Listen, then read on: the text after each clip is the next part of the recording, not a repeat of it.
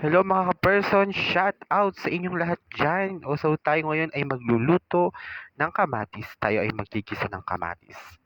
Mas masarap ang kamatis dahil ito daw ay pampaganda ng kutis. So guys, pakikita ko sa inyo yung email sa akin ni Meta ngayong sasahod ng February. So ayan guys.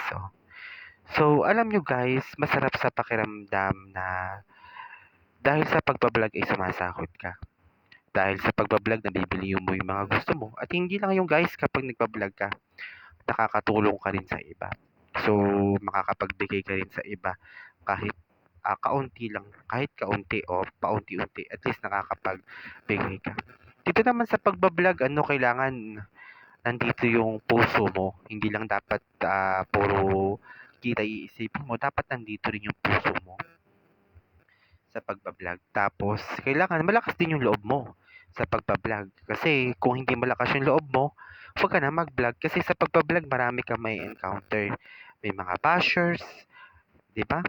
So, ayan yung kamatis na niluto ko. Ayan. So, inaahon ko na siya. So, yung niluto kong kamatis yan, with love yan. With love ni ka-person. So, shoutout sa inyo lahat guys. Mag-comment kayo guys sa baba kung saan kung taga saan kayo para malaman ko kung hanggang saan nakakarating ang video ko. Comment nyo lang sa baba kung taga saan kayo. Yun lang, maraming